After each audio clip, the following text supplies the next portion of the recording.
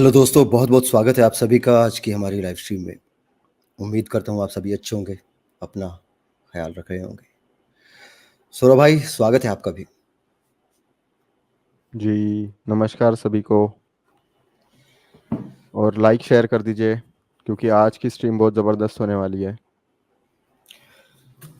हाँ, तो दोस्तों आज हमारे एक साथी अर्पित जी आज हमारे साथ नहीं हैं, वो टूर पे हैं। तो आज आप लोग हम ही से काम चलाइएगा और हम कोशिश करेंगे कि आप लोगों को उसी तरह से संतुष्ट करें, जैसे अर्पित जी करते हैं। हालाँकि उनकी जगह तो कोई नहीं ले सकता, वो अपने आप में स्पेशल हैं। तो दोस्तों आज की लाइव स्ट्रीम बहुत ख़ास है। आप लोग जितने भी हमारे रैशनल साथी हैं वो आज की स्ट्रीम को लाइक करते चलें और ज़्यादा से ज़्यादा इसको शेयर करें।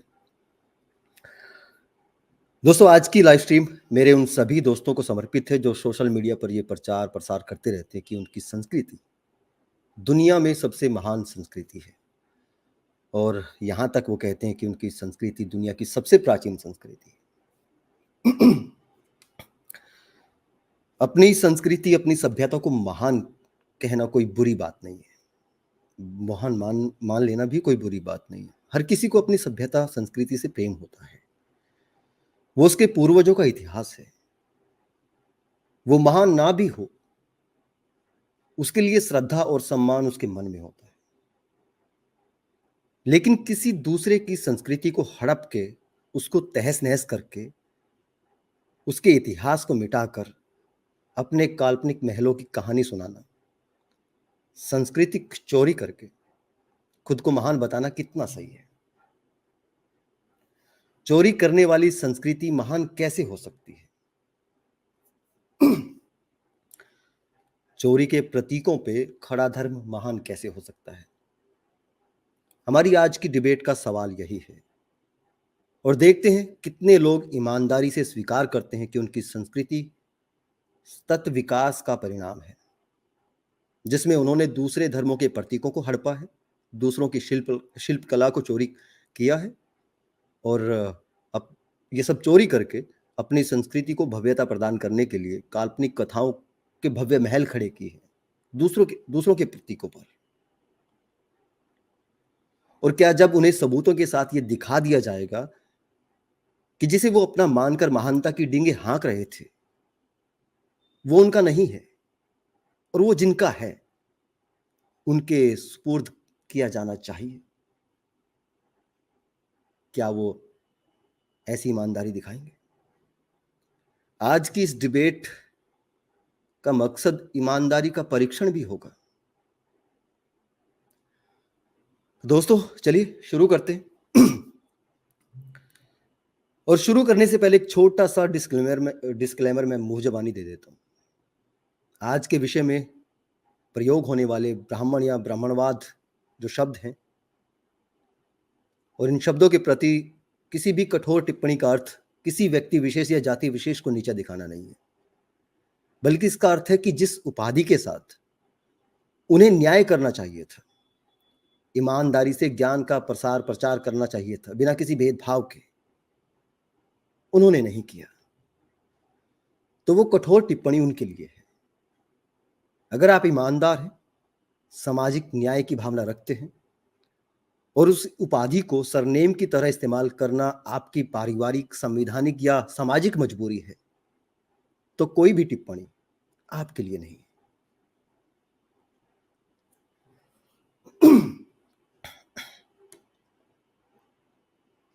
तो चलिए सबसे पहले बात करते हैं भाषा की। भाषा के बारे में बात करना ज्यादा जरूरी है क्योंकि ये आधार होती है हर एक संस्कृति का। उसी के माध्यम से हर तरह के संदेश, उपदेश, आदेश, आचार विचार प्रकट किए जाते हैं और आगे आने वाली नस्लों तक पहुंचाए जाते हैं। आज तक उत्खनन में जितने भी भाषा और लिपि के साक्ष्य मिले हैं वे सभी इस बात का ठोस सबूत है कि भाषा भी मानव विकास का ही एक हिस्सा है। जिस तरह से मनुष्य का विकास हुआ है और जिस तरह से उसके रहन सहन और उसके क्रियाकलापों का विकास हुआ है, उसी तरह से उसकी बोली और उसकी भाषा का भी विकास हुआ है। तथ्यों की रोशनी में हम देखते हैं भाषा और लिपि भी अपनी बाल्यावस्था से लेकर जवानी तक सतत विकास से गुजरी है। भारत के परिप्रेक्ष्य में हम बात करें तो आज से लगभग 4000 वर्ष पहले हड़प्पा सभ्यता की भाषा, जिसे आज तक पढ़ा नहीं गया, जिसे अभी तक डिकोड नहीं किया जा सका, वो चित्रलिपि से शुरू होती है और सांख्य लिपि से गुजरते हुए लगभग 2000 वर्षों के समय में पाली प्राकृत के रूप में जवानी की अवस्था में पहुंचती है। और शक, हूण, कुषाण लोगों के आगमन के साथ उनकी भाषा के साथ मिलकर यानी परिष्कृत होकर वो लगभग मुगल काल तक ढलती उम्र में संस्कृत का रूप लेती है, जिसे देववाणी नाम दिया जाता है। पाली प्राकृत के विकास में उसमें अनेक नए स्वर व्यंजन जुड़े और वो संस्कारित होती हुई संस्कृत का रूप लेती है। लेकिन एक वर्ग विशेष के बुद्धिजीवियों का कहना है कि वैदिक ऋचाओं वाली संस्कृत भाषा और लिपि आज से 3 से 4000 वर्षों की है, और जबकि उनके पास किसी भी प्रकार की संस्कृत में लिखी हुई कोई पांडुलिपि उपलब्ध नहीं है। और जो है, जिसे उन्होंने यूनेस्को को दिया है, वो ऋग्वेद की पांडुलिपि 1464 AD की है, और ये कहते हैं कि संस्कृत सबसे प्राचीन भाषा है। सम्राट अशोक के लिखवाए गए ईसा से 232 वर्ष पहले के जितने भी शिलालेख मिलते हैं, उनमें ऋषि मुनि वाला र नहीं मिलता। री, जो री होता है जिसमें ऋषि मुनि लिखा जाता है, स्त्रु वाला या शिव वाला शाह नहीं मिलता। एक षटकोण वाला शाह भी होता है, वो भी नहीं मिलता।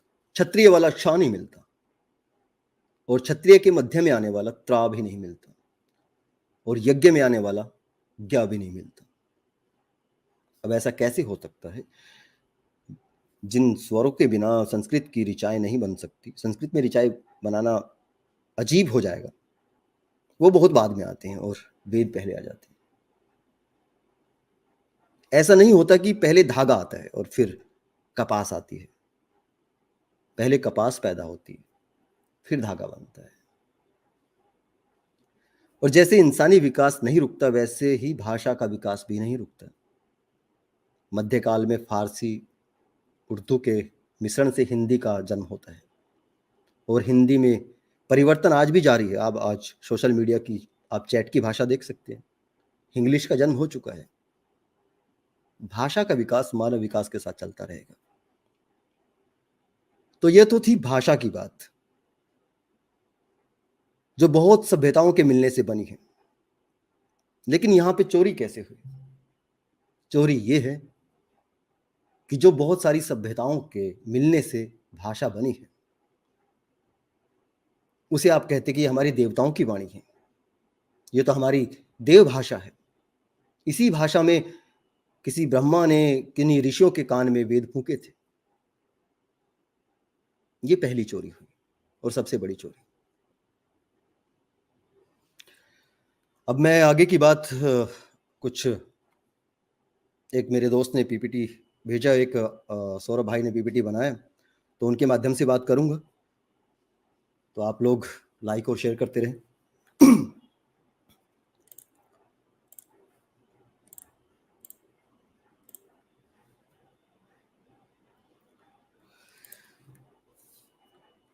'तो हम चलते हैं अपने पीपीटी के साथ।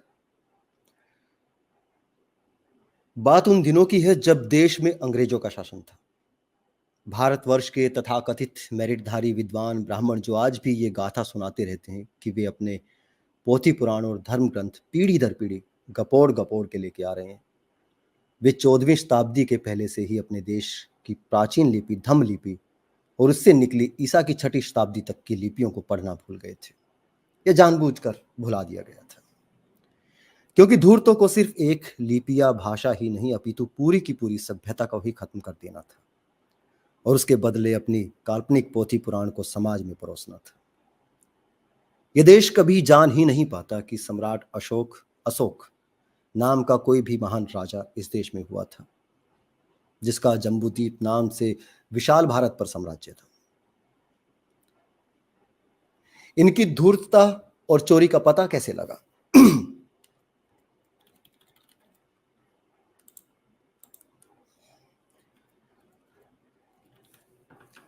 14वीं शताब्दी में सन 1356 में दिल्ली के सुल्तान फिरोज शाह तुगलक, उसने टोपरा जो पंजाब के अंबाला जिले में है और मेरठ से अशोक के लेखों वाले 2 विशाल स्तंभों को अथक मेहनत से उठवाकर दिल्ली में खड़ा करवाया।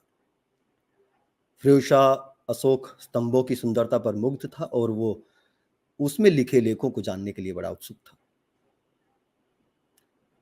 उनके द्वारा तथाकथित विद्वान समझे जाने वाले ब्राह्मणों को बुलवाया गया और उनसे पूछा गया कि इस पर क्या लिखा है।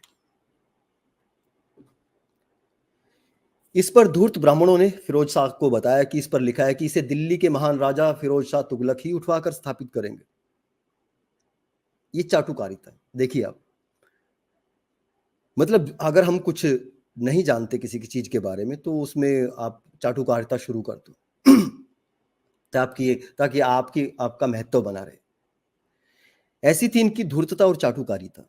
वैसे इन शिलालेखों में लिखे शब्दों को की जानने की ललक भविष्य पुराण के इनके ब्राह्मण भाई अकबर को भी हुई थी। उन्हें ब्राह्मणों ने कुछ न कुछ चाटुकारिता की घुट्टी पिलाई होगी, क्योंकि ये इन्हीं में तो माहिर लोग हैं। जिस प्रकार इन्होंने फिरोज शाह तुगलक को बेवकूफ बनाया,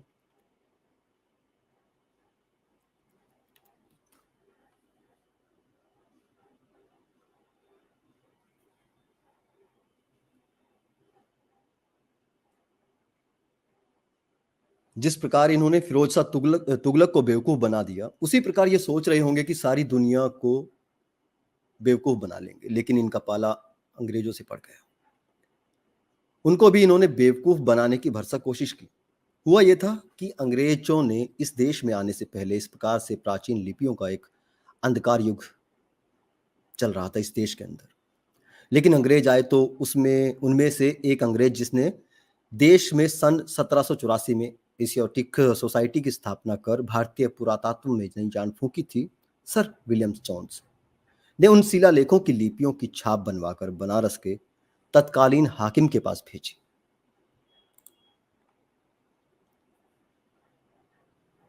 वहां के किसी पंडित से पढ़वाए कि वहां के किसी पंडित से पढ़वाया जाए, क्योंकि ब्राह्मणों ने ऐसा प्रचार फैला रखा था कि बनारस तो विद्वान ब्राह्मणों का गढ़ है।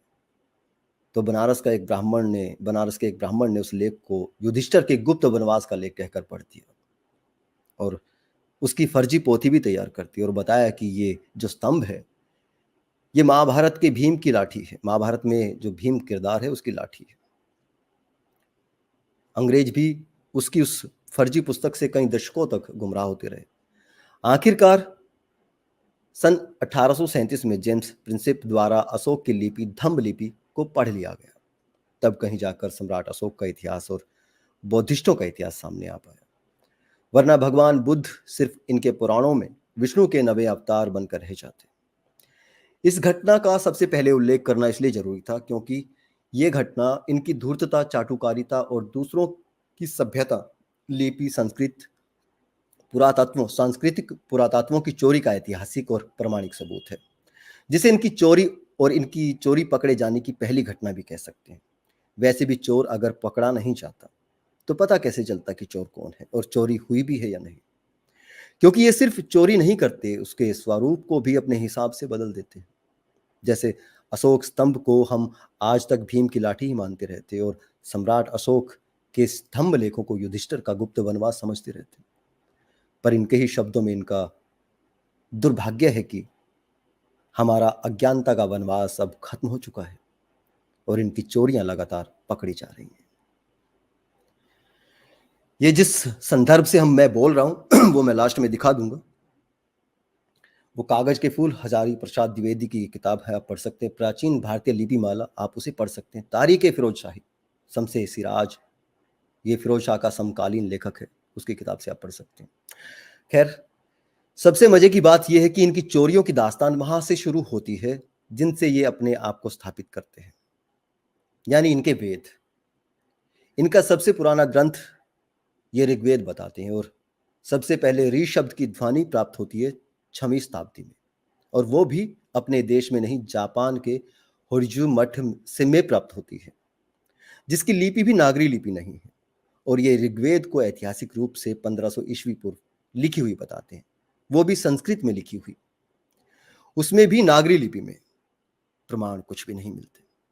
ये खुद ऋग्वेद का सबसे पुराना लिखित दस्तावेज यूनेस्को में दर्ज करवाते हैं, जो सायण भाष्य का एक पत्ते पे लिखा हुआ सबूत है, सन 1464 ईस्वी का मिलता है। अजीब विरोधाभास है। पुरातत्व में सम्राट अशोक से के पहले संस्कृत भाषा के कोई साक्ष्य नहीं मिलते। नागरी लिपि तो बहुत दूर की कौड़ी है, उसे तो 10वीं शताब्दी की उत्पत्ति माना जाता है। मजे की बात यह भी है कि संस्कृत भाषा भी इनकी नहीं, क्योंकि अशोक के बाद यवन, शक, कुषाण, हूण आदि विदेशी आक्रमणकारियों ने भारत पर आक्रमण किया तो वे लूट खसोट कर वापस नहीं चले गए थे, यहीं भारत में बस गए थे और उस समय की तत्कालीन समन सभ्यता संस्कृत को अपना लिए थे। अब उनकी मातृभाषा का प्रभाव हमारे देश की प्राकृतिक भाषाओं में पड़ने के कारण पाली प्राकृत भाषा का संस्कार होने लगा, जिसे ही संस्कृत भाषा कही जाने लगी। इसलिए जब विदेशी यात्री यहाँ पढ़ने आए तो उन्होंने अपने यात्रा वृत्तांत में यह भी लिखा कि उन्होंने संस्कृत भाषा में पढ़ाई की। वो संस्कृत भाषा ही थी जिसे इतिहासकार बुद्धिस्ट हाइब्रिड संस्कृत भी कहते हैं, लेकिन उसकी लिपि नागरी नहीं थी, उसकी लिपि ब्राह्मी लिपि थी, जिसे इतिहासकारों ने अशोक के काल की लिपि अशोक ब्राह्मी लिपि, कुषाण के काल की लिपि को कुषाण ब्राह्मी लिपि और गुप्त काल की लिपि को गुप्त ब्राह्मी लिपि नाम दिया। पर चोर तो चोर है, वो भी ऐसा चोर जिसके हाथ में सत्ता, संसाधन, वैभव सब कुछ है। तो ब्राह्मी लिपि में लिखे प्राकृत भाषा के अभिलेख जो समय के साथ साथ संस्कारित भाषा संस्कृत के प्रभाव में लिखी गई, उसे अपना बताते रहे। तो हम वेद की बात कर रहे थे, ये तो ही भाषा की बात। इसकी दास्तान सुन लेते हैं। शुक्र है इन्होंने पारसियों के धर्म ग्रंथ जैन अवेस्ता को मूलतः अपना धर्म ग्रंथ नहीं कहा, लेकिन चोर चोरी से जाए, सीना जोरी से ना जाए। इन्होंने जैन अवस्था से कॉपी करके अपना धर्म ग्रंथ ऋग्वेद लिख दिया। इसी कारण जैन अवस्था और ऋग्वेद में इतनी समानताएं मिलती हैं। जो असमानता मिलती है वो ये है कि जैन अवस्था के लिखने के काल के समय के संबंध में प्रमाणिक जानकारी मिलती है। उस काल के राजा प्रमाणिक मिलते हैं। पारसी धर्म के संस्थापक जरथुस्त्र के प्रमाणिक प्रमाण मिलते हैं और वह फारसी साम्राज्य के अखमेनीद राजवंश के राजा डेरियस प्रथम के पिता विस्तास के शासनकाल में 588 ईसा पूर्व में थे। लेकिन इनके किसी भी ऋषि मुनि का कोई प्रमाण नहीं मिलता। राजा विस्तास ने ही जरथुस्त्र के धर्म प्रवचनों को मान्यता दी थी। इसके उलट ऋग्वेद का ना निश्चित काल किसी को पता है, ना उसके कोई निश्चित लेखक जिनका काल का निर्धारण किया जा सके। काल निर्धारण में भी ये माहिर और झूठे खिलाड़ी हैं। ईसा से 1500 वर्ष पूर्व ये अपना ऋग्वेद बतलाते हैं और इसी को प्रमाणित करने के चक्कर में जरथुस्त्र को भी 1500 ईसा पूर्व का होना और जैन अवस्था को 1500 ईसा पूर्व होना साबित करने पर तुले हुए थे। पर इनकी पोल यूनानी राजा सिकंदर के समय लिखे गए बुंदाहिस्न ग्रंथ ने खुली, जिससे पता चला कि महर्षि जरथुस्त्र तो विस्तास के शासन काल में हुए थे, जो भगवान बुद्ध और भगवान महावीर के समकालीन थे। अब आते हैं इनकी जैन अवस्था से चोरी पर। जैन अवस्था की पुस्तक से ही इनकी चोरी समझ में आ जाती है।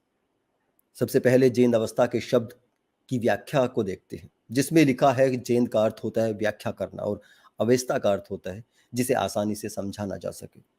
इस प्रकार जैन अवस्था का अर्थ हुआ उसकी व्याख्या जिसे आसानी से समझाना जा सके। अब हमारे ब्राह्मण भी अपने वेद को भी अत्यंत गूढ़ बताते हैं और कहते हैं कि वेद से तो विज्ञान टपकता है, लेकिन उसे आसानी से समझा नहीं जा सकता। जैन अवस्था में अग्नि को बहुत पवित्र माना जाता है और उसकी स्तुति की जाती है, और ऋग्वेद में भी अग्नि और इंद्र की स्तुति से पूरे श्लोक भरे पड़े हैं। 200 बार अग्नि की स्तुति ऋग्वेद में की गई है। जैन अवस्था में कर्मकांड को यज्ञ कहते हैं और जो ऋग्वेद में यज्ञ का कर्मकांड है।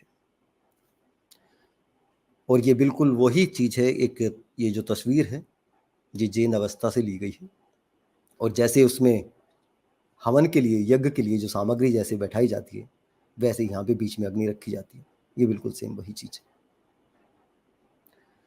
और यहाँ पे एक चीज और है कि सोम रस निचोड़ने और मंत्रोच्चारण के साथ होम करने का प्रचलन था। और सोम रस आपको ऋग्वेद के अंदर सोम रस की स्तुतियां आपको बहुत सारी मिलती है।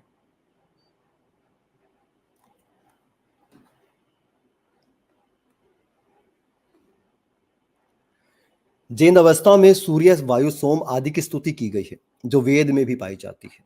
पारसी धर्म के अनुयायियों का मानना है कि जैन अवस्था को उन्होंने मौखिक रूप से याद कर पीढ़ी दर पीढ़ी ढोकर लाया है, और ब्राह्मण भी वेद के बारे में यही बोलते हैं।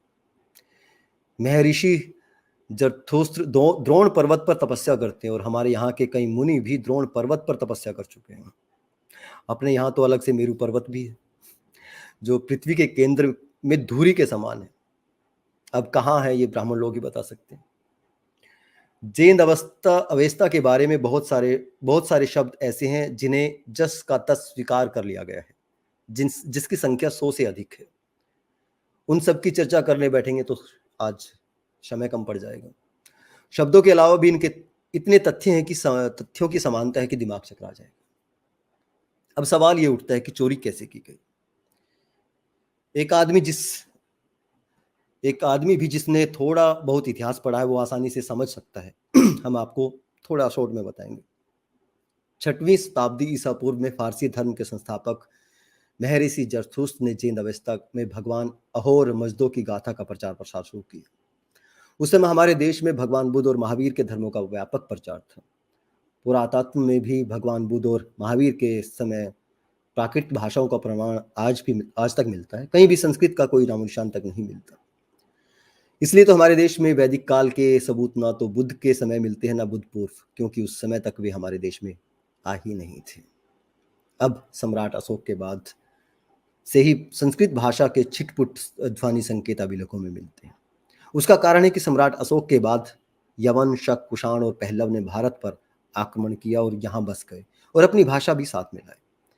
ये सब उसी क्षेत्रों से ही तो आए थे, पश्चिम एशिया से। उनकी भाषा यहाँ की प्राकृत भाषाओं के साथ मिश्रित होती चली गई। इसका सबसे सटीक उदाहरण पहलवों का है, क्योंकि 247 ईसा पूर्व से 224 ईसा पूर्व तक फारस और पश्चिम भारतीय क्षेत्रों में पार्थवी या पहलव साम्राज्य का शासन था, जिनकी लिपि अरमाइक से होते हुए पहलवी लिपि में परिवर्तित हुई, जिसने प्राचीन प्राकृत भारतीय भाषाओं को प्रभावित किया। अब महत्वपूर्ण तथ्य यह है कि ये फारसी भारत में कब आए। जब अरब आक्रमणकारियों ने फारसी साम्राज्य पर अपना अधिकार जमाया, वहां से भागकर पहला फारसी समूह 8वीं सदी के अंत में मध्य एशिया के खुरासान प्रदेश से गुजरात के द्वीप पर आ पहुंचे, जिन्हें स्थानिक शासक जाडी राणा ने शरण दी और उनके सामने शर्त रखी कि वे स्थानीय बोली और रीति रिवाज अपना लें। पारसी शरणार्थियों ने अपनी पहली बस्ती को संजान नाम दिया, क्योंकि इसी नाम का एक नगर उस प्रांत में है जहां से वे आए थे। कुछ वर्षों बाद एक दूसरा समूह आया जो अपने साथ धार्मिक उपकरण लाया, मतलब धार्मिक उपकरण यानी यज्ञ करने वाली अपनी संस्कृति। इसके बाद स्थल मार्ग से एक तीसरा समूह भारत आया। अब आप अनुमान लगा सकते हैं कि वेद लिखने के लिए रॉ मटेरियल कैसे पहुंचा और कब पहुंचा, क्योंकि फायान, हिंसांग और इत्सिंग जिनसे 4वीं से 7वीं शताब्दी तक भारत का विवरण मिलता है, उनके वृत्तांतों में यज्ञ आदि की चर्चा नहीं मिलती। ब्राह्मण की चर्चा मिलती है, वो भी शब्द प्राकृत के बमन से चोरी किया गया है। यहाँ तक कि वेद शब्द भी धूर्तों ने बौद्धिस्टों से चोरी किया है। पाली में एक शब्द है वेदना, जिसका अर्थ होता है वेदना यानी अनुभूति, अनुभव। अब इन्होंने तो ऋग्वेद के प्रमुख देवता और इंद्र की भी चोरी करके स्थापित किया है। इसके बारे में तथ्य यह विमारन कास्केट 1835 से 1838 के मध्य में चार्ल्स मेंसन को अफगानिस्तान के जलालाबाद के पास विमारन के स्तूप में प्राप्त हुआ था। इसे कुछ इतिहासकार सीथियन राजा एजिज और कुछ इतिहासकार सीथियन राजा खरोष्ट का मानते हैं, क्योंकि विमारन के स्तूप के पास सीथियन राजाओं के सिक्के प्राप्त हुए हैं। ये विमारन कास्केट सोने का बना हुआ है और ये सामने का भाग है इसका। इसमें अब देखिए आप, ये तीन चित्र आपको दिखाई दे रहे होंगे। सामने बुद्धा है, यहाँ पे लिखा है विमारन कास्केट में जो नक्काशी की गई है उसमें बीच में भगवान बुद्ध खड़े हुए हैं और बुद्ध की दाईं ओर ब्रह्मा और बुद्ध के बाईं ओर शकरा यानी इंद्र की आकृति बनी हुई है। तो इनका जो वेदों का देवता है वो भी इनका नहीं है। अब यहां पे भी ये देख लीजिए,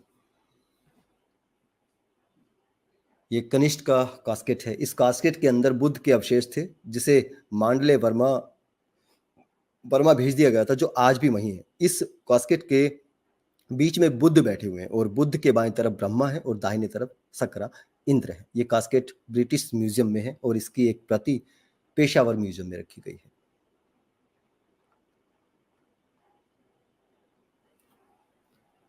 अब सिक्कों को देख लेते हैं जरा। ये पेंटालियन या पेंटेलिमोन का सिक्का है। इस चित्र में जो पुरुष की आकृति दिख रही है वह पेंटालियन की आकृति, तथा दूसरी तरफ ग्रीक देवता जियूस इंद्र की आकृति बनी हुई है, जिन्हें ये इंद्र बतलाते हैं। और इंद्र का कैरेक्टर अगर आप पढ़ेंगे, कभी विस्तार से चर्चा करने का मौका मिला तो हम दिखा देंगे पूरा का पूरा चरित्र सेम टू सेम। आप जो इनका पौराणिक देवता जो इंद्र है सेम टू सेम उससे मिलता है, और वही वैदिक देवता भी इनका है। उसका चरित्र वेदों में भी कोई खास बेहतर नहीं है। बाएं तरफ की आकृति पुरुष की आकृति अगाथ कल्स प्रथम की है और दाहिने तरफ की जो आकृति बनी है वह जियूस की आकृति है। जियूस के बाएं तरफ ग्रीक लिपि में बेसिलियोस और दाएं तरफ अगाथोक्लियोस लिखा हुआ है। सॉरी, भारतीय इतिहासकार इन्हें इंद्र लिखते हैं। डेमेट्रियस के सिक्के तक्षशिला से प्राप्त उक्त 185 से 160 ईसा पूर्व इन सिक्कों की प्राप्ति का समय माना जाता है। इन सिक्कों पर चित्र में एक महिला खड़ी हुई है और ये चित्र में जो महिला है वो एथेना है। ये एथेना तथा इसका एक दूसरी तरफ एक प्रतीक चिन्ह है, उल्लू है। इन्हीं की आकृति ग्रीक राजाओं के सिक्कों पर मिलती है। ग्रीक राजा भारत में अधिकार करने के साथ साथ अपने देवी देवताओं को भी भारतीय संस्कृति के साथ मिश्रित करते गए। लगभग 12वीं सदी के बाद इस एथेना को लक्ष्मी के रूप में स्वीकार किया गया और भारतीय इतिहासकार इसका नाम लक्ष्मी लिख देते हैं, वास्तविक नाम छिपा देते हैं। इसी प्रकार प्राचीन समय में कोंकणी समुदाय के लोग गौतम बुद्ध की माता महामाया के लिए भोका देवी और केलबाइया देवी के नाम का प्रयोग करते थे। वे संरक्षक देवी और धन की देवी के रूप में महामाया की पूजा करते थे। परंतु वर्तमान समय में कोंकणी समुदाय के लोग यही नाम लक्ष्मी माता के लिए प्रयोग कर रहे हैं। आजकल हमारे देश में लक्ष्मी माता जी की जो मूर्तियां प्रचलित है वो मूर्तियां बौद्ध स्थलों पर पाई जाती हैं, जिन पर महामाया देवी का नाम लिखा हुआ मिलता है। ये आप देख सकते हैं, बिल्कुल सेम टू सेम है। लक्ष्मी या माया और कोई नहीं बल्कि गौतम बुद्ध की मां ही है, जिसका वास्तविक नाम लुम्बिनी था। इसके उदाहरण हमें सांची, भरूच, एलोरा आदि स्थलों से प्राप्त होते हैं। ये तो सब एक झांकी मात्र है। इनकी चोरी की दास्तान इतनी लंबी है कि पूरी एक वेब सीरीज बन सकती है, एक लाइव स्ट्रीम तो क्या। वो जो हमने बताया था स्टार्टिंग में, जहाँ से हमने ये तथ्य दिखाए हैं, ये सब आपको इन किताबों से मिल जाएंगे। ये किताब में भी लिखा है। ये पुरानी पोथियाँ एक किताब है, आप डाउनलोड कर सकते हैं। और ये किसकी लिखी हुई है ये भी आप देख लेना। उन्होंने बड़ी ईमानदारी से उन्होंने ब्राह्मणों की पोल खोली है। ये बहुत अच्छी किताब है, आप पढ़िए कैसे। तो अब बात करते हैं इनके मंदिरों की जो इन्होंने बौद्ध मठों से चोरी किए हैं।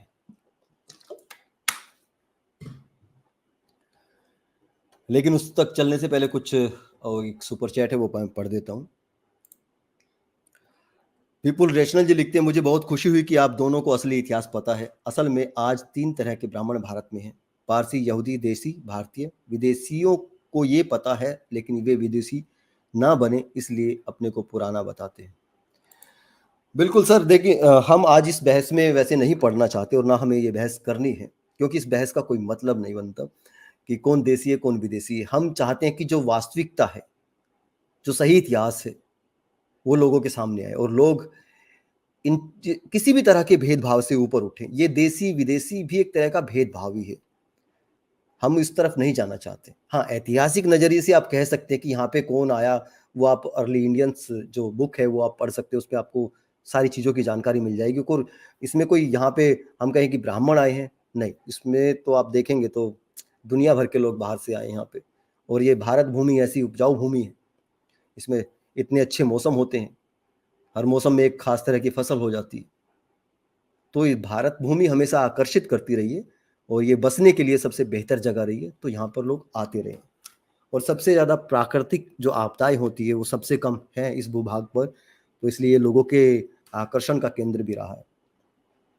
तो हम ये नहीं कह सकते, और जो भी कोई भी लुटेरा या कोई भी शरणार्थी आता है वो कब्जा करने की कोशिश करता ही है, चाहे वो कोई भी हो। तो एक ऐतिहासिक तथ्यों के रूप में आप देख सकते हैं, लेकिन मैं इसको भेदभाव के रूप में नहीं देखना चाहता। ना मैं चाहता हूं कि आप इस चीज को लेकर भेदभाव करें कि आप देसी हैं, आप विदेशी हैं।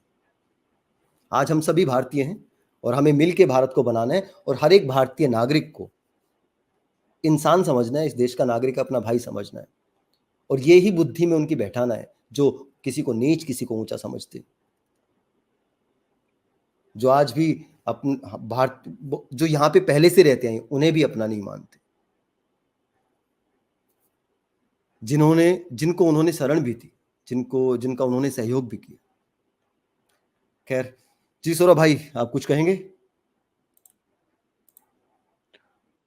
सर चोरी तो हुई है सर, मतलब मैंने सुना था भयंकर कि चोरी। किसी के गहने चोरी हो जाते हैं, किसी के जायदाद हड़प ली जाती है। लेकिन एक जब मैंने इस ये पूरा ये देखा, एक पूरी की पूरी हिस्ट्री क्या है कैसे है एविडेंस के बेस पे है, तो सर मैंने पाया कि सभ्यता भी चोरी होती है।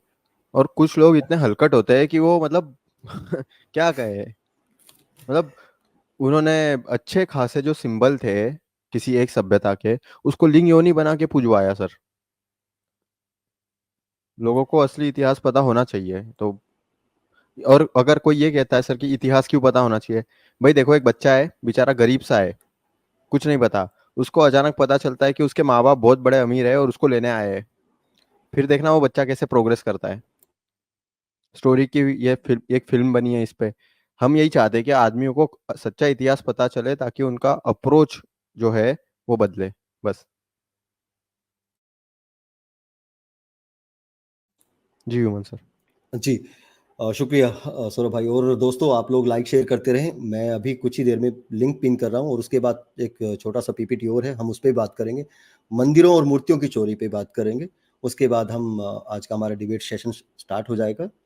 तो बस 5 से 10 मिनट के अंदर हम ज्वाइन करा लेंगे। तब तक आप लोग अ, उस लिंक पे जाके ज्वाइन कर लीजिए। जो भी भाई डिबेट के लिए चिल्ला रहे थे, कोई एक ब्राह्मण, क्या नाम था इनका जरा, हाँ, हिंदू ब्राह्मण राष्ट्र, भाई बहुत मेहनत करते हो यार कॉपी पेस्ट करने में।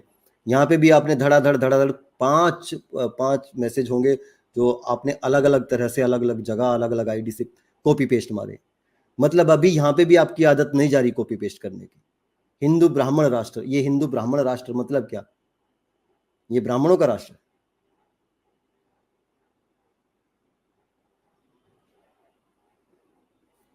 और ये क्या लिखते हैं, देखिए, हिंदू ब्राह्मण राष्ट्र, सर्टिफिकेट में हिंदू लिखा है तभी तुमको रिजर्वेशन की भीख मिलती है। बाप के सर्टिफिकेट में हिंदू लिखा है, और बेटा सोशल मीडिया में पूछता है कि हिंदू धर्म, हिंदू कौन है? भाई एक काम करो, ठीक है, आप डिबेट में आ जाओ, हम आपको बताते हैं कि हिंदू कौन है। जिस दिन एथीस्ट लिखा आ गया ना कॉलम में, और जिस दिन बुद्धिस्ट लिखा आ गया कॉलम में, उस दिन गिनती के बचोगे तुम, जो हिंदू हिंदू चिल्लाते रहो। सर और आपने एक चीज वर्ण देखा। भी लिख दो ना सर, वर्ण भी लिख दो ना, पता लग जाएगा। भी अपना वर्ण भी वहां पे लिखो, वर्ण भी बताओ सबको, पता लगेगा तुम कितने हिंदू हो। जी सौरभ, कुछ कह रहे थे? सर आपने इनका नाम देखा, हिंदू ब्राह्मण राष्ट्र। सभ्यता एक जो चोरी हुई किसने चुराई, सबको पता है। हिंदू का मतलब क्या है, काला चोर। इन्होंने अपना नाम से आज की स्ट्रीम जस्टिफाई कर दी, काले बिल्कुल। चोरों का डॉट डॉट राष्ट्र। आ, जी सर। हाँ सौरभ भाई, मैं वो जरा एक बार लिंक पिन कर दूं, आप बात करें। हम्म। तो सभी भाइयों को जो हमारे मतलब आइडियोलॉजिकल आइडियोलॉजिकली भी हमसे सम्मति नहीं रखते, वो भाई आ जाओ और बात कर लेते हैं, डिस्कोर्स करते हैं, अच्छा, ताकि कुछ कंक्लूजन निकले। लेकिन भाई देखो, बस एक आपसे मतलब मैं रिक्वेस्ट करता हूँ आपसे कि हम जब एविडेंस दिखाते हैं ना, तो एक बार उसे देखो और मतलब कम से कम मान तो लो अगर हम कुछ दिखा रहे हैं तो। बाद में फैक्ट चेक कर लो, हमसे कुछ गलती हुई हमको आके वापस दिखाओ। तो बस यही आपसे मैं रिक्वेस्ट कर रहा हूँ कि भड़किए मत। हम समझते हैं आस्था आहत होने के आहत तो नहीं, आस्था पे चोट लगने के बाद में होता है ऐसा, लेकिन क्या करें अब, सच तो सच है। तो आपसे ये रिक्वेस्ट रहेगी।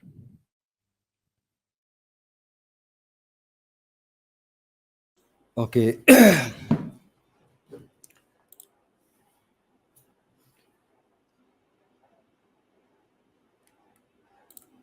यहाँ से कर लेते हैं ये सर। ओके ठीक है, यही ठीक रहेगा। हाँ, ओके। सभ्यता की चोरी और मिथ्यास का इतिहासीकरण। एक सभ्यता है जो महान थी, जिसकी गवाही जमीन खोदो तो पत्थर बयान करते हैं। इतिहास के पन्ने खंगालो तो देसी विदेशी इतिहासकार बयान करते हैं। मगर विडंबना यह है कि उसका सच कहीं छुपाया गया था। मगर कहते हैं अंधेरा चाहे कितना ही दबोच ले सच्चाई को, किसी दिन एक दिया जलेगा और रोशनी सच की गवाही देगी। बुद्ध की विराट सभ्यता को सामने लाना या सबूत के आधार पर कुछ बात करना किसी व्यक्ति को बुद्धिस्ट नहीं बनाता। अगर आप हमें बुद्धिस्ट मानते हैं तो वो आपका अपना मामला है। हम तो यहाँ जो साक्ष्य और सबूत हैं, और साथ ही साथ जो सच पत्थरों पे उकेरा गया है, जिसकी गवाही बड़े बड़े भव्य स्मारक पर लिखी गई, उसको आपके सामने लाने का एक छोटा सा प्रयास कर रहे हैं। हम जानते हैं कि अंधेरा घना है, मगर दिया जलाना कहाँ मना है। ऐसे तो सबूतों की दास्तान और लिस्ट बहुत लंबी है, मगर कुछ आपके सामने पेश करने का ये हमारा छोटा सा प्रयास है। ये केदारनाथ मंदिर है जी,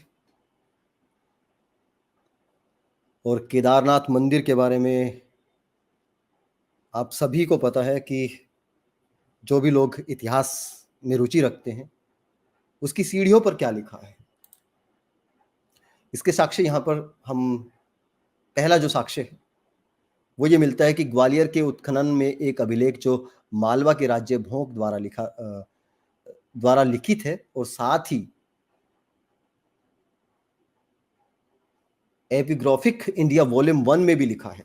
राजा भोज ने अपने शासनकाल 1134 से 1157 विक्रम संवत में इसका उद्धार करवाया था। दूसरा साक्ष्य है इस मंदिर के मूल संरचना के सीधी सीढ़ी पे, जो इसका मूल आधार है इसका मंदिर का, उसकी सीढ़ियों पे ब्राह्मी लिपि में जो बौद्ध राज्य और राजाओं के इस्तेमाल करने वाली जो लिपि थी वो लिखी गई है। तीसरा है इस मंदिर के पीछे जो आदि शंकर की समाधि आदि है। शंकर।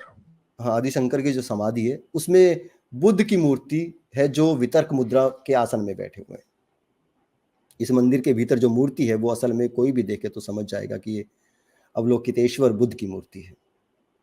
अवलोकितेश्वर बुद्ध की मूर्ति ये वज्रयानी महायान वज्रयान परंपराओं में बननी शुरू हुई थी, जहाँ पर इन्होंने भगवान बुद्ध को अलग अलग मुद्राओं में एक अवतारों के रूप में इन्होंने पूजना शुरू किया था। ये उनकी मूर्ति है।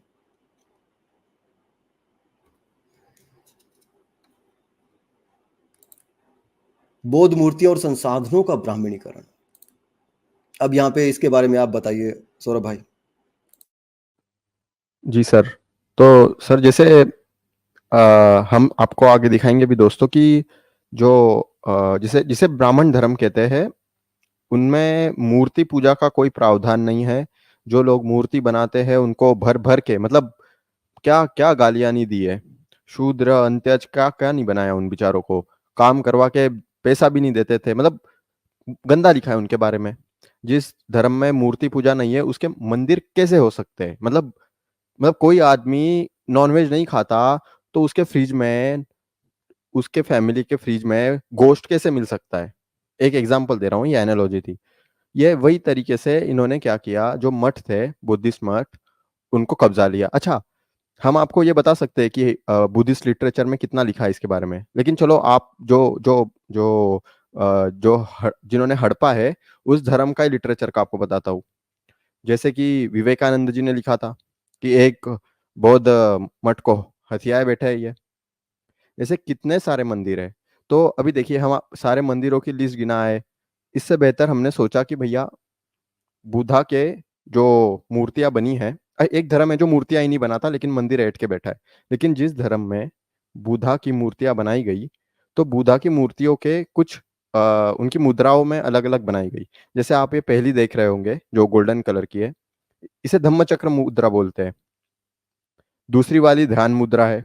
और इसी तरीके से जो बुद्धा के हाथ होते हैं ना अलग अलग, जैसे सारी मूर्तियां तो यहाँ मतलब लगाना मुश्किल था, इसलिए मैंने ये सबसे राइट साइड में हाथों की मुद्रा लगाई है कि बुद्धा की मूर्ति, जो भी मूर्ति आपको मंदिरों में इस तरीके से मिले जो पुराने मंदिरों, हाँ, तो समझ जाना कि या तो किसी शैव या वैष्णव या शाक्त या जो भी इनके अलग अलग ये थे, उन्होंने वो मंदिर हथिया रखा है जो बुद्धा का था। अब ये तो हो गई हाथ वाली मुद्राएं। इसके बाद आती है जैसे, हेलो, एक सेकंड लो। हाँ, तो दोस्तों जैसे ये बुद्धा की जो मूर्तियां मतलब उनके जैसे आपने कहीं देखा होगा, जैसे अवकेश, सॉरी मैं प्रोनाउंस नहीं कर पा रहा हूँ, लेकिन जैसे बुद्धा के कई सर वाली मूर्तियां होती है, जैसे आप पशुपतिनाथ में पाओगे। अवलोकितेश्वर, अवलोकितेश्वर। हाँ, अवलोकितेश्वर। हाँ, जी। तो जैसे वो वाली मूर्ति होती है, या फिर यहाँ पर आप देख सकते हो शाक्य मुनि बुद्धा, अमिताभ बुद्धा। तो इस आधार पर भी आप प्रॉपरली डिस्टिंग्विश कर पाओगे कि ये बुद्धा की मूर्ति है। इनके सारे पुराने मंदिर जो ये क्लेम करते हैं उसमें सारी बुद्धा की मूर्ति है, ये वो बौद्ध स्थल थे। इवन मतलब चलो ठीक है जाने दो, वो कंटेम्प्ट ऑफ कोर्ट हो जाएगा, छोड़ो। तो बस मैं यही कहना चाहता हूँ दोस्तों कि जिस धर्म में मूर्ति पूजा है ही नहीं, अगर वो मूर्ति पूज रहा है तो उसका कारण केवल एक है कि वो उसकी जो तोन फूल रही है वहां के पैसों से उनके लिए, बस। बिल्कुल सौरभ भाई आपने सही कहा। और ये कहते हैं कि हमारी तो जो ऋग्वैदिक परंपरा है, जो संस्कृति है हमारी ऋग्वैदिक, वैदिक संस्कृति कहते हैं जिसे, ये वो संस्कृति में कोई देवी देवताओं का कोई मंदिर होता ही नहीं था। जो सबसे प्राचीन इनकी संस्कृति है, उसकी उस संस्कृति के अंदर तो हवन कुंड हुआ करता था, और 4 5 6 7 जो भी देवता थे उनकी स्तुति हुआ करती थी। और स्तुति कैसे होती थी, वो अग्नि के अंदर सामग्री जो भी होती थी वो डाली जाती थी, संविधा डाली जाती थी। तो ये इनकी कर्मकांड और ये भी जो स्तुति का ये यही सिस्टम था, इससे अलावा कुछ नहीं था। अब इन्होंने मंदिर कब बनाए? मंदिर इन्होंने मंदिरों की रचना इनकी जो शुरू होती है, जो कब काबिज करना जिसको कहते हैं, कब्जाने शुरू किए और बनाने शुरू किए, उनका पुनर्निर्माण शुरू किया, जो बौद्ध मठों को तोड़ा गया, उनकी जगह मंदिर स्थापित किए गए, वो शंकराचार्य के टाइम में हुए। शंकराचार्य के टाइम में शैव जो मत है वो उन्होंने प्रतिपादित किया। फिर रामानुजाचार्य है, उन्होंने वैष्णव मत, और एक दो और शाक्त मत जिसमें देवियों की मूर्ति शक्तिपीठों में मिलती है। ये सब शुरू हुआ इनका शंकराचार्य के समय में। और शंकराचार्य का टाइम क्या बताते हैं सौरभ भाई? 788 आठवीं शायद। आठवीं हाँ हाँ। हाँ, 788 ईस्वी ईस्वी सन 788 में वो पैदा होते हैं। और उस टाइम पे वज्रयान जो बौद्धों की शाखा है, और जो महायान शाखा है, वो वज्रयान की तरफ जा चुकी थी। और वज्रयान के अंदर बहुत सारी मूर्तियां, अवलोकितेश्वर और ये सारी मूर्तियां बनाई जा रही थी उस वक्त में। और पूजा पाठ का भी पूरा का पूरा उन्हें एक तरह से भगवान बुद्ध के अवतार के रूप में देखा जाता था। तो उसी तरह माला केरने का काम भी शुरू हो गया था वहां पे। वो एक विकृत विकृत क्या कह सकते हैं कि हम, एक पंथ बन गया था बौद्धों का ही। अपभ्रंश। हाँ, अपभ्रंश जिसको कह सकते हैं, वो चीज बन गई थी। तो एक सेकंड में इसको, एक स्लाइड है वो भी मैं दिखा दूंगा। हाँ, तो वहां से ये सब स्टार्ट होता है, वहां से ये हड़पना शुरू करते हैं। 4 मठों की स्थापना शंकराचार्य करते हैं। और जहाँ भी जो 4 मठ हैं, अगर आप उनकी हिस्ट्री देखें, उनका इतिहास देखें, तो आपको वज्रयान शाखाओं के मठ मिलेंगे वहाँ पे। और वहाँ पे उनकी जो मूर्तियाँ हैं, जितनी भी है, 4 मुँह वाली हो, चाहे वो हाथ से ज़मीन को स्पर्श करने वाली मूर्ति हो, वो सब बुद्धों की है। अब शिवलिंग की बात कर लेते हैं, शिवलिंग भी इनका बौद्धों से चुराया हुआ है। ये कह दें अगर ये कोई साक्ष्य दिखा सकते हैं कि ये शिवलिंग है, वो सबसे जो प्राचीन साक्ष्य है, जो एक बौद्धों का आता है, मैं आपको एक स्क्रीन शेयर और कर देता हूँ थोड़ी देर के लिए।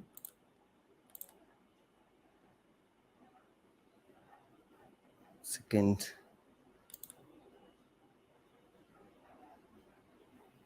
हाँ, ये शैव पंथ द्वारा काबिज केदारनाथ मंदिर है।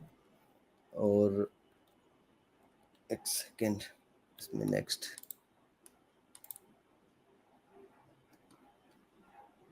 हाँ, ये देखिए, ये हिमाचल का त्रिलोकीनाथ मंदिर है। बौद्ध वज्रयान शाखा की अवलोकितेश्वर की मूर्ति है ये। अब इस पे देख लीजिए आप, इसको ये शिव भगवान बोलते हैं।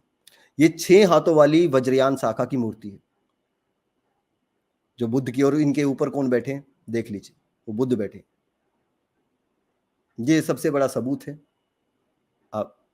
और ये वो देखिए, ये मथुरा के संग्रहालय में जो बुद्ध की अंकित स्तूप की चौकी है, जो ये 4वीं शती की है। इससे पहले का कोई शिवलिंग मिलता है? ये लोग लेके चले जाते हैं शिवलिंग को, कहाँ पे? हड़प्पा सभ्यता के अंदर भी, कि हड़प्पा सभ्यता के अंदर भी शिवलिंग मिलते हैं। शैव मत की स्थापना ही आपकी 788 सन में हो रही है। आप उससे पहले शिव जी की बता दिखाओ, कोई मंदिर ही दिखा दो। मंदिरों का निर्माण भी नहीं आप लोगों ने किया। मंदिरों का निर्माण भी आप लोग बहुत मुगल काल के अंदर स्टार्ट होते हैं। जितने भी प्राचीन आपको मंदिर कहे जाते हैं, वो सारे के सारे बौद्ध मठों को तोड़कर या परिवर्तित करके वहां पे आज भी बुद्धिज्म के साक्ष्य मिलते हैं। अगर हम हिस्टोरिकल बात करें तो उसमें आप देखेंगे, खुदाई देखेंगे, या कहीं ना कोई आपको ऐसे निशान मिल जाएंगे जो बुद्ध परंपरा के हैं। इनके पास इनके मंदिर भी नहीं है। ये देखिए, ये नालंदा के अंदर एक ये तेलिया बाबा बना दिया इन्होंने, बुद्ध को तेलिया बाबा बना रखा है। तो बहुत सारे ऐसे सबूत है, मतलब पूरी रात भी हम बात कर सकते हैं, इतने साक्ष्य हैं इस बारे में। तो कि मूर्तियों का सांस्कृतिक इन्होंने चोरी की है, शिल्प कला चोरी की है। और जो भाषा है, जो सबकी कहा जा सकता है कि इसमें सबका समावेश है। वो किसी की एक बाप की बपोती नहीं है भाषा। तो हम ये भी नहीं कह सकते कि पाली से प्राचीन कोई भाषा नहीं थी। पाली भी एक सतत विकास का एक नतीजा है। उससे पहले भी कई सारी लिपियां और भाषा रही होंगी। तो भाषा किसी एक की नहीं होती। लेकिन कोई ये कहे कि भाषा ये हमारी देववाणी है और हमारी भाषा सबसे प्राचीन है, तो ये भी एक बहुत बड़ी चोरी होती है। तो गणेश भी इनका नहीं है, वो भी बुद्धिस्टों का मिलता है। हनुमान की जो एक छाती फाड़ने वाली एक तस्वीर दिखाई जाती है, जो मैंने थंबनेल में भी लगा रखी है, वो भी बुद्धिस्टों में मिल जाती है। जितने भी इन्होंने देवताओं का नाम दिया है, वो सारे के सारे वो मूर्तियां वज्रयान शाखा की मूर्तियां हैं। इनका अपना क्या है? और कहते हैं कि हमारी संस्कृति बहुत महान है। मेरा आज का जो डिबेट का सवाल यही है, क्या चोरी करने वाली संस्कृति महान हो सकती है? तो सौरभ भाई, कॉलर्स को ज्वाइन कराया जाए अब? बिल्कुल सर।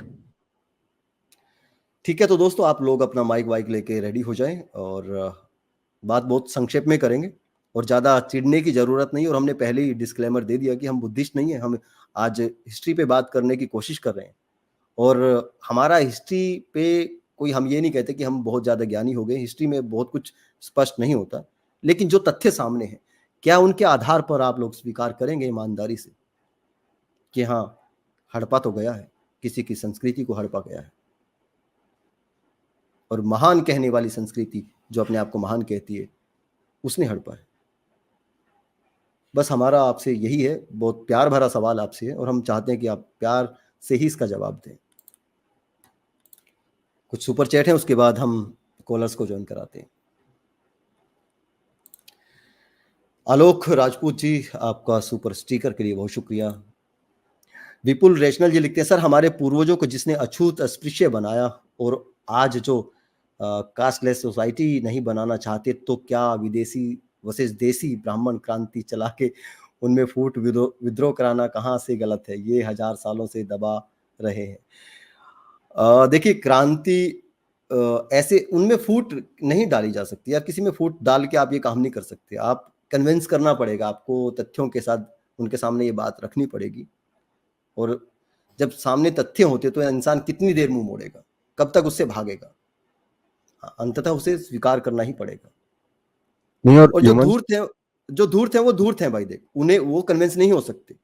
बस आपके पास सच का साथ देने वाली एक वर्ग ऐसा होना चाहिए, एक संख्या ऐसी होनी चाहिए जो सच के साथ खड़ा होना चाहती है, जो न्याय के साथ खड़ा होना चाहती है। बस वो संख्या आपको चाहिए। हाँ, कुछ कह रहे थे सौरभ भाई?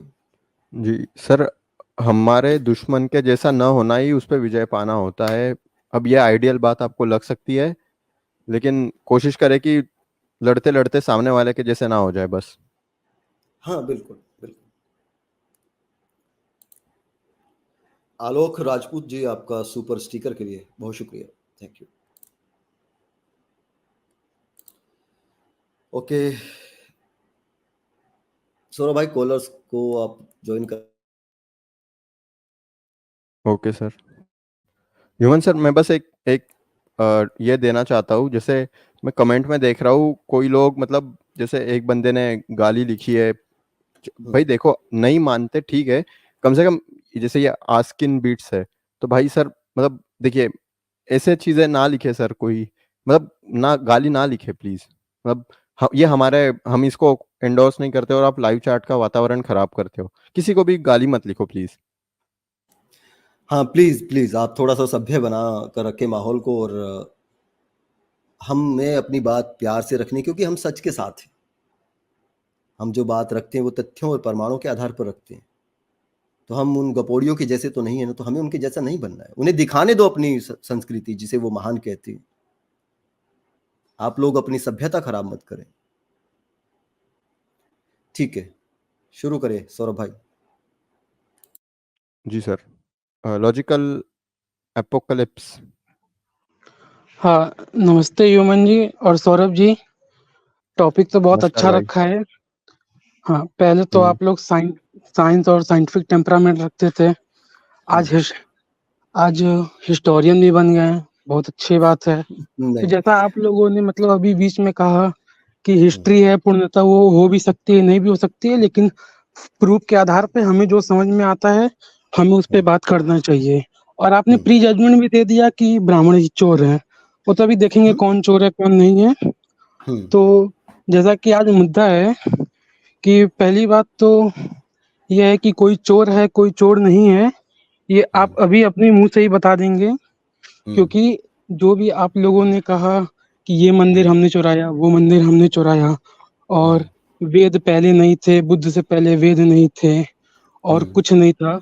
तो पहली हम्म, बात तो ये कि आप लोगों ने बीच में क्लेम किया कि आप लोग बुद्धिस्ट भी नहीं है, लेकिन जो बुद्धिस्ट हैं वो खुद मानते हैं कि उनके जो गॉड्स हैं, उनके देवी देवता हैं, वो हम्म, हिंदुज्म से लिए गए हैं। और हम्म, जो कि आप लोगों ने उसका कोई मतलब कोई एग्जैक्ट प्रूफ तो नहीं दिखाया, बहुत इजी इजी प्रूफ, तो उसका खंडन तो वैसे भी हो ही सकता था। और तीसरी बात कीजिए। ये है कि बुद्ध का कोई हम्म, आर्कोलॉजिकल एविडेंस भी नहीं है। और रही बात ओके ओके, रामायण के, कई प्रूफ जो हैं बुद्ध रुक से जा पहले मिल रुक जाते हैं। जा। सर आप सीरियस से जोक पे आ गए एकदम, मतलब। अब जोक पे आ गए, अब जोक पे। आपने बहुत अच्छी शुरुआत की थी और मैं बहुत अच्छी लाइनें बोलने वाला था, लेकिन आप सच में आपने और और वैसे भी मजाक कर। अशोका से पहले तो रामायण के मतलब अशोका के आसपास रामायण के भी वो मिल जाते हैं।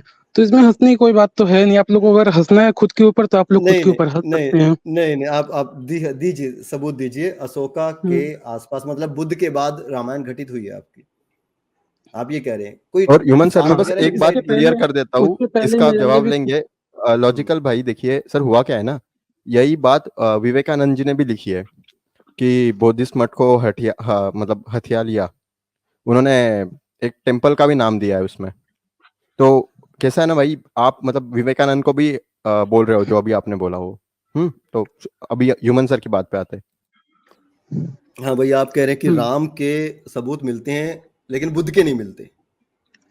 हम्म हाँ, तो राम के और सबूत चोरी वाली दीजिए। बात भी कही थी, चोरी वाली हाँ, बात चोरी भी कही चोरी थी। कब, हाँ, वो सारा कुछ हो जाएगा ना। देखो, अगर आप राम को बुद्ध से पहले स्थापित कर देते हैं, बुद्धिज्म से पहले स्थापित कर देते हैं, तो क्या होगा कि पूरा का पूरा केस ही उलट जाएगा। पूरा का पूरा केस ऐसे उलट जाएगा कि जो बुद्धिस्ट हैं उन्होंने चोरी की है फिर आपकी संस्कृति, फिर हम आपकी लड़ाई लड़ेंगे, ठीक है ना। अरे फिर तो मैं आपकी तरफ खड़ा हो वो तो जाऊंगा। मेरा अब पॉइंट था, मुझे मेरा अब क्वेश्चन तो अभी आया ही हाँ, नहीं। अभी मुझे बताओ राम के सबूत दीजिए। मेरा मुझसे क्वेश्चन जो था पहले, चोरी वाला अरे मुद्दा, आप उस पे पहले बात करते हैं ना, फिर प्रूफ देंगे क्या करके। अरे मैं वही तो कह रहा हूँ, तो चोरी साबित हो जाएगी ना तुरंत के तुरंत कि बुद्धिस्टों ने चोरी की है। हाँ वरना तो फिर अगर आप बुद्धिस्टों नहीं ने, दे पाए, वरना आप नहीं दे पाए हाँ तो क्या ठीक है, आप हाँ मानेंगे कि अभी ब्राह्मणों ने चोरी अभी की है? हाँ ठीक है, अभी आप कह हाँ। रहे थे कि गणेशा जो है और हनुमान जी जो है और शिव हम्म। जी जो है वो बुद्धिज्म से मतलब लिया गया है, और या फिर मतलब बुद्धिज्म में पहले थे। मैं पूछ मैंने ये पूछ कहा रहा ही नहीं हूँ। है, आप ध्यान से सुनिए, आप ध्यान से नहीं, सुनिए मैंने आपने क्या कहा कहा। है कि, मैंने क्या कहा, बुद्धिज्म नहीं से लिए आपने हैं, हनुमान चिल्ला बुद्धिज्म से लिए चिल्ला हैं। के चोर चोर कह कह के आपने अरे वो सुनिए, किया आप, है, मैं दोषी जानता हूँ बनाया आपको है। पीड़ा ज्यादा है मेरे भाई, मेरी बात सुन लीजिए ध्यान से। पहले आप थोड़ा पानी वानी पी लीजिए, बहुत देर से भरे बैठे हैं आप। समझ गया मैं आपकी बात को। मैं ये कह रहा हूं कि जो वो सीना फाड़ने वाली जो मूर्ति है ना, वो भी बुद्धिस्टों की है। जो कॉपी की है ना हनुमान का सीना, हनुमान सीना फाड़ के राम की फोटो दिखाते हैं, वो बुद्ध की फोटो दिखा, बुद्ध की तस्वीर दिखा रहा है एक व्यक्ति। वो वज्रयान शाखा की अच्छा मूर्ति है। मैं ये कह रहा हूँ अच्छा, वो हनुमान बुद्ध आपके, हनुमान नहीं है सीना फाड़ बुद्धिस्टों के में कोई बुद्ध भी। को दिखा रहे हैं। तो हाँ, बुद्ध के वो नास्तिक थंबनेल में दर्शन लगी है में ना। आपको वो कहाँ से थम हनुमान की व्याख्या मिल गई? मैं आपको ओपन थंब चैलेंज दे थंबनेल में देता हूँ, मिलती आप है। अरे बुद्धिज्म के सुनिए, किसी भी अरे ग्रंथ में सुनिए, अरे हनुमान सुन तो शब्द लीजिए। मुझे दिखाइए। अरे ओपन भाई चैलेंज दे हद रहा हूँ, होगी। पीछे मत हटिएगा। मूर्ति अरे बनी है तो हद हो गई कैसे भाई। बन गई? मेरी बात सुनो, अभी तक मेरे पूरे वक्तव्य में आप ये लाइन निकाल के दिखा दीजिए कि मैंने ये कहा हो कि हनुमान बुद्धिस्टों से चोरी किया है। ये लाइन नहीं दिखा सकते आप। मैंने क्या कहा मैंने दोहरा दिया है। ये लाइन ठीक तो है। मैंने भी नहीं बोला, मैं बोल रहा हूँ आपने क्लेम किया कि नहीं कि गणेश और जो हनुमान जी थे वो बुद्धिस्टों हम्म। के हैं? अभी आपने जस्ट बुद्धिस्टों के क्लेम किया है। ये लाइन मुझे निकाल के दिखा दीजिए, चलिए ठीक है। नहीं तो किसके हैं, किसके हनुमान किसके हैं, हिंदुओं के हैं कि बुद्धिस्टों के हैं? ये हिंदुओं की कल्पना है हनुमान। तो बुद्धिस्टों ने क्यों बना दिया इसको? बुद्धिस्टों ने, हाँ, तो हो गई, ये बुद्धिस्टों ने नहीं बनाया। वज्रयान वालों ने बुद्ध की मूर्ति, एक राहुल करके है, उन्होंने अपना सीना फाड़ के बुद्ध की मूर्ति दिखा रहे हैं वो, ठीक है। वैसी एक तस्वीर हिंदुओं ने बनाई हनुमान को लेके कि वो सीना फाड़ के दिखा रहे हैं।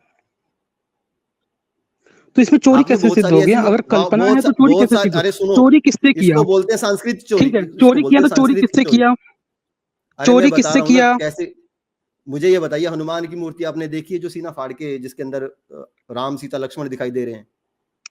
राम, प्रभु राम, देखिए, सीता जी देखिए ना और तस्वीर, देखिए लक्ष्मण ना। जी, अरे कोई भी भाई, तस्वीर हो आपने, अगर अरे चोरी का इल्जाम लगाया है आपने, तो चलिए हमने शुरू किससे करते हैं। चोरी किया हनुमान हमारे की पास मूर्ति? उसके एविडेंस है कि ये बुद्धिस्ट के थे। आप अपने धर्म एक का मिनट सबूत सौरभ लेकर जी, के आ मैं जाइए कि वो ह्यूमन जी से पहले बात था, कर रहा हूँ। तो हम ये अरे प्लीज एक ही डिस्कस कर बात है, प्लीज सकते हैं। एक ही बात है भाई, मैं हमेशा नहीं बोल सकता, प्लीज, वो भी बोलेंगे। ह्यूमन जी से बात वो कर भी रहा हूँ, बोल किससे चोरी किया?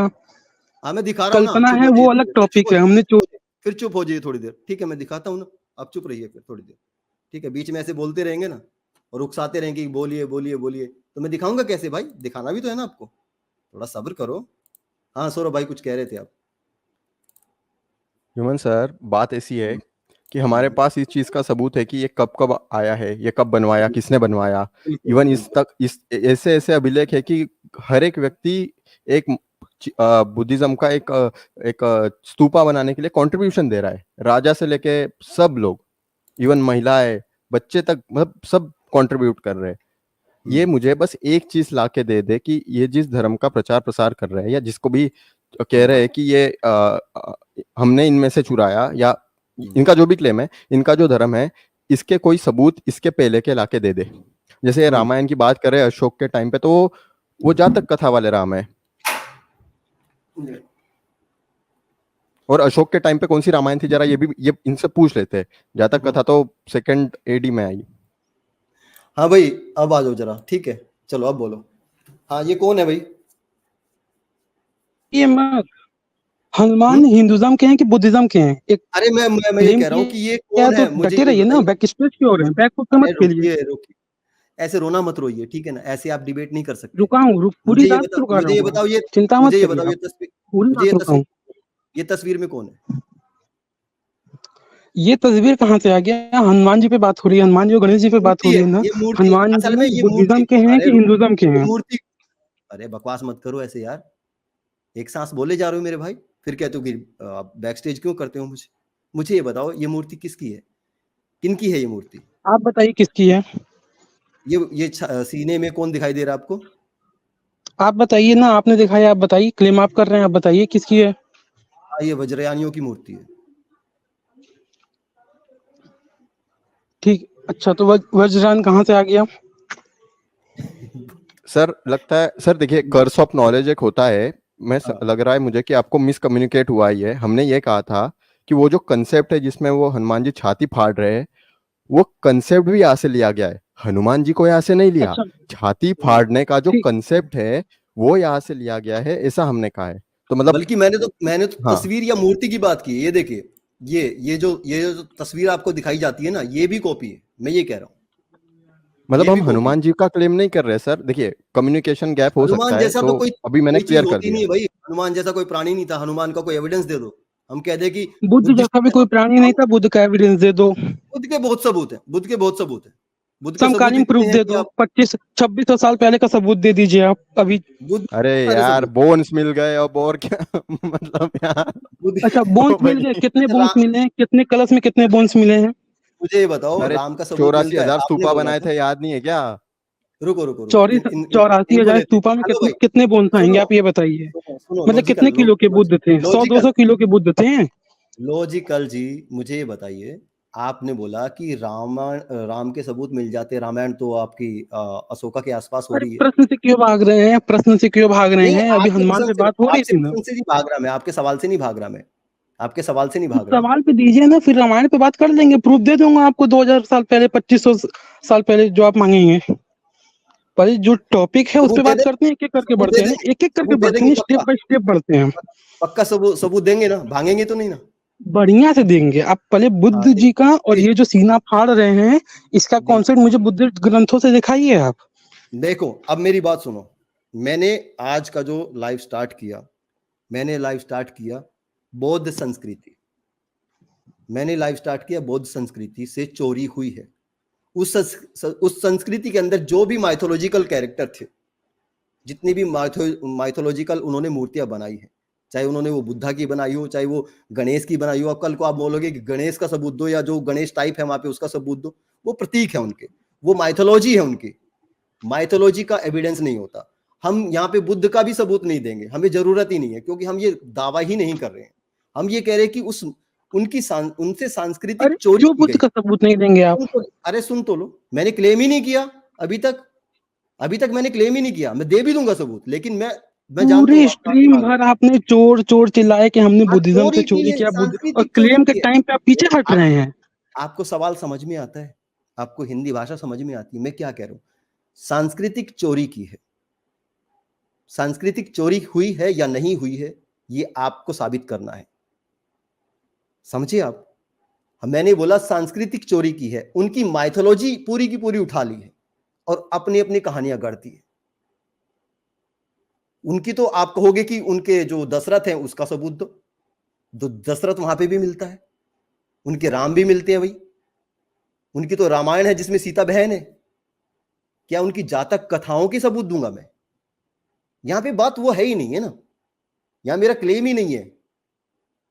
मैं बुद्ध के एविडेंस पे बात नहीं कर रहा हूं, मैं बुद्ध के होने पे बात नहीं कर रहा हूं, मैं बात कर रहा हूं कि सांस्कृतिक चोरी हुई है कि नहीं हुई है, मैं इस पे बात कर रहा हूं। आप अपनी संस्कृति को बहुत महान बताते हैं ना, तो आप साबित करें कि आपने चोरी नहीं की है, बस ये साबित कर दीजिए। आप राम को साबित कर दीजिए, अशोका से पहले साबित कर दो, अशोका के टाइम पे साबित कर दो ना, राम को साबित कर दो। चलिए साबित कीजिए, बात समझ में आ गई होगी अब आपको। सांस्कृतिक आपने बात की सांस्कृतिक चोरी की। सांस्कृतिक चोरी तब होगी ना जब संस्कृति प्रूव होगी। आपने संस्कृति का ही एविडेंस नहीं दिया। अब संस्कृति बनती कैसे है? अपने आप पेड़ तो है नहीं कि उग जाती है पानी डालते ही। मैं सर इनको अगर सीधी बुद्ध भाषा में मैं कहूँ तो क्लासिकल संस्कृत का 1464 एडी के पहले का कोई एविडेंस दे दीजिए ताकि कुछ हमको भी पता चल 2600 जाए, है ना? साल चलिए दे दीजिए। हाँ दे 2600 दीजिए। साल पहले मितानी का मत देना, यहाँ का देना, क्योंकि ये वहां का है और यहाँ पे नहीं है, तो इसका मतलब ये वहां से यहाँ आई है, यहाँ से वहां नहीं गई। बुद्धिज्म का एविडेंस दीजिए आप 2600 साल पहले। अरे जो सर सवाल है मैं ये संस्कृति कह मैं उत्पन्न ये हुई कह है। मैं ये कह रहा हूँ संस्कृति कि ये किसने बना दी? ये मूर्ति किस बुद्धिस्ट संस्कृति की है संस्कृति मुझे किसने बताओ। बनाई? अरे मुझे ये बताओ, ये मूर्ति किसकी है? किसकी मूर्ति है ये? आप बताइए किसकी है और आपको कब की दिखाई है? नहीं दे रहा? आपको दिखाई नहीं दे रहा? आपको दिखाई दे रहा है ये अरे तो मूर्ति आप किसकी बता है? दीजिए, आपको नहीं दिखाई दे रहा ये तो आप ही बता ये दीजिए पत्थर की किसकी है। मूर्ति है ना? ये पत्थर की मूर्ति है ना?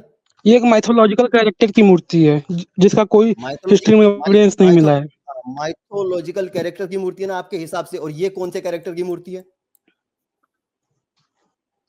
ये माइथोलॉजिकल कैरेक्टर की बताइए आप मूर्ति ना, आप क्लेम कर रहे फंस हैं तो गया आप ये। बताइए। ये माइथोलॉजिकल कैरेक्टर की मूर्ति फंस है कि गया नहीं? कैसे कैसे कैसे? ये इमेज है, ये इमेज है, ये इमेज है। ये इमेज है ना? फंस तो ये आप लोग इमेज गए है ना? थे जब चोरी बस करने पे नहीं इमेज ही बता पाए मिलती है। थे। कागज का आविष्कार भाई हुआ ना, लॉजिकल भाई, तब आप भी हंस रहे हो यार, आपको भी हंसी आ रही है यार। अब तो यार थोड़ी तो शर्म करो यार, आप भी हंस दिए। ये देखिए, सौरभ भाई, इनके देवता मिलते हैं कागजों पे, ठीक है, और जो बुद्धों के जो प्रतीक हैं वो मिलते हैं पत्थरों पे। अब कागज कब बना? कागज बनने के बाद इनकी जो कथाएं हैं वो लिखी गई। अब कागज कब बना इनसे पूछ लेते, कागज कब बना भाई? आपके प्रतीक तो कागज पे मिल रहे हैं, एक का प्रतीक बुद्ध कब पत्थर पे पैदा मिल हुए रहा है। भाई? अरे मुझे ये बताओ, बुद्ध कब पैदा हुए भाई जो पत्थरों पे ही मिलते हैं, इतिहास में नहीं मिलते हैं? बता दीजिए। और रही बात जिस पे आप फंस रहे थे कागज, अरे पत्थरों भाई पे कागज मिलते का हैं फोटो दिखाओगे तो कागज का ही ना बोलूंगा, पत्थर दिखाओगे तो पत्थर का बोलूंगा। तो मुझे दिखाइए ना, मुझे दिखाइए सबसे प्राचीन मूर्ति दिखाइए। ओ सॉरी, मुझे सबसे प्राचीन मूर्ति दिखाइए राम की। चलिए, चलो दिखाओ। मैं शाबाश। राम की श्री राम की सबसे प्राचीन मूर्ति राम दिखाऊंगा। की पहले आप वीडियो बुद्ध का दिखा दीजिए, एविडेंस तो दिखा दीजिए दीजिए। जिसकी कौन सा क्राइम किया, संस्कृति को कौन हम सा ब्राह्मणों क्राइम ने किया? चोरी हाँ कर दिया। दिखा रहा हूँ ना, बुद्ध का दिखा सबूत रहा दूंगा। हूँ, दिखा मैं रहा हूँ, आपको दिखा बुद्ध का रहा हूँ। सबूत संस्कृति दूंगा। यूनेस्को चोरी की मानते हो? बुद्ध की, तो संस्कृति हाँ कहाँ से निकल चलो गई बौद्धों ह्यूमन की? सर दिखा देते हैं दिखाओ, इनको। दिखा ये दो। यूनेस्को पे तो मानते ही है ना, जैसे हाँ, इन्होंने नॉमिनेशन फाइल कर रखा है। तो ये देखिए भाई, ये अब अगर अगर इस पे भी अगर ये कर रहे हो तुम, तो भाई अब मतलब मैं नहीं कुछ कर सकता। ये है यूनाइटेड नेशंस का, यूनेस्को वर्ल्ड हेरिटेज है ना। ये क्या लिखा है जरा पढ़ना, आप ही पढ़िए सर। तो इसमें बुद्ध ये पढ़िए पढ़िए, मैं कौन है? फोन पे हूँ, ये फोन कौन पे हूँ, है? पढ़िए पढ़िए पढ़ो। ना।